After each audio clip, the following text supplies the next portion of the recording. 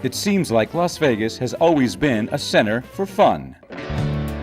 But thanks to its hardworking doctors, it has also become a city with significant healthcare options.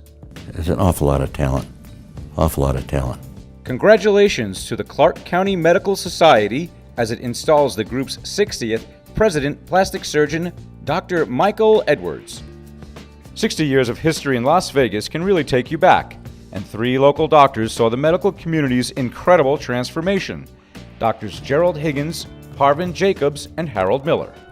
We visited in 51 and came to live in 53.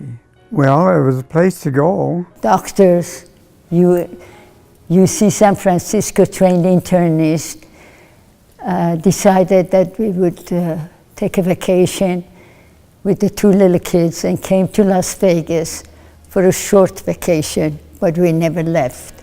I'm going to steal the patient. That night because they was busy enough of their own, but we all had a mixture of patients. Everybody was busy and as busy as they wanted to be, and with the next door doctor who was coming to help, out-of-town doctor and things like that wasn't going to steal the patient. I came out here in May of '69.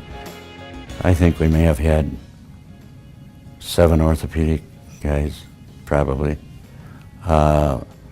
Medical community was, it wasn't quite as sophisticated as today. They smoked in the doctor's lounge and cigars and fought in the lounge. It was goofy. And at that time, there were 2 major hospitals, UMC and Sunrise, and I used both of them. And there was a fight apparently, and his ear was cut off, and he walks into the emergency room with his ears in his hand. So here I was. It's a good thing that I'm very acquainted with needle and thread. I love to sew. So I had to sew up the whole ear in there. And I didn't know as an internist that was part of my duty, but we had to do it because we all had to take turn and take care of emergencies. My first 6 months was out at Midland, Michigan, which was very similar to Henderson. They had a red sun and a smelly chemistry town on that. And it was a very loyal group of doctors that they went to because of them being company doctors, good pay and reliable people. When we arrived to Las Vegas, everybody was very kind and they received us very warmly. Mostly Erwin Molaski, who was a builder, gave us the first glimpse of the brightness of the medical future in Las Vegas. The first private hospital in Las Vegas, Sunrise, was built in 1958. But Sunrise, our county hospital, and St. Rose de Lima wouldn't be enough for long. An emergency call went out. Southern Nevada needed more physicians. We started off, I joined my practice as the 3rd doctor, and now we have over 45 providers, we have 10 locations, and we've actually grown now from a OB/GYN single specialty practice to a multi-specialty, much larger organization. And I can't imagine anywhere around the country where that could happen in a 10-year time span. Dr. David Steinberg remembers moving here as a small child. His father, Leon Steinberg, went on to create Steinberg Diagnostics. My dad moved here in 1958 when I was 2. He did his residency in Chicago and had heard about a hospital opening, Sunrise Hospital, in 1958. And Mr. Adelson, who was the head of the hospital at that point, asked my dad if he would start the radiology department. So my dad, against my mom's best advice, decided to move to Las Vegas. David followed in his father's footsteps and became a radiologist. He moved back to Las Vegas to practice. My dad helped make my dreams come true by helping me build a outpatient interventional suite, our first one on Maryland Parkway. Now we have 2 of them. We have one on our Teneo office as well. When we first moved here in 1996, Summerlin wasn't even open, Summerlin Medical Center. In fact, my wife, Kathy, was one of the original, I think one of the 2 original recovery room nurses that was hired there, so she got there from the ground up. Since then, of course, we've had Spring Valley and the other Valley Health systems. The St. Rose system has kind of exploded. And so there is a growing hospital presence to take care of the growing population.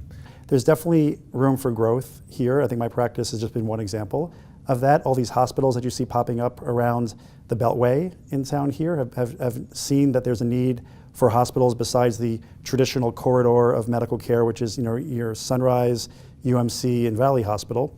We've seen most of the growth happening around the Beltway. And that's where a lot of the recruitment for doctors has come. More emphasis is being put toward the Valley's healthcare options, including a designated medical district in downtown Las Vegas. More medical training options are opening, including Roseman University's College of Medicine, coming soon to Summerlin. Touro University has also helped significantly by training doctors in osteopathic medicine on its Henderson campus. Plus, the prospect of a public medical school in Southern Nevada is gaining significant attention. But will Southern Nevada get its own public medical school like Northern Nevada? Medical school, I think, trying to recruit better trained and a wider variety of providers here as well. If we build a medical school, that will be part of the infrastructure, and I think that more and more will come.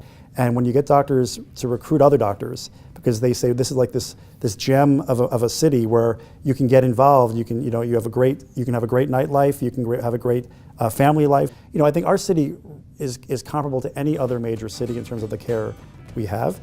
Of course, doctors are trained to provide care, but it's worth noting that 3 CCMS presidents in a row chose to serve their country before practicing, a testament to their level of devotion. Dr. Alexander, Dr. Brill, and Dr. Edwards all served at Nellis Air Force Base. One even found a wife that way. I did. I met Dr. Edwards very early on. He was the chief of surgery and then became the chief of staff for the hospital. So I'd known him for my whole 4 years there. And it really worked out nicely that I ended up meeting my wife, who worked for Dr. Edwards at the hospital. And while the healthcare scene changes, the Clark County Medical Society will be here to make sure the Valley's providers and its patients are protected. And really representing the medical community to the legislature as they meet every 2 years and try to be involved in terms of new laws that are being crafted, watching out for laws that we think would be harmful to physicians and or patient care, and be involved and advocate as much as we can. I've got big shoes to fill. I'm excited. I think that there's a lot going on in Las Vegas.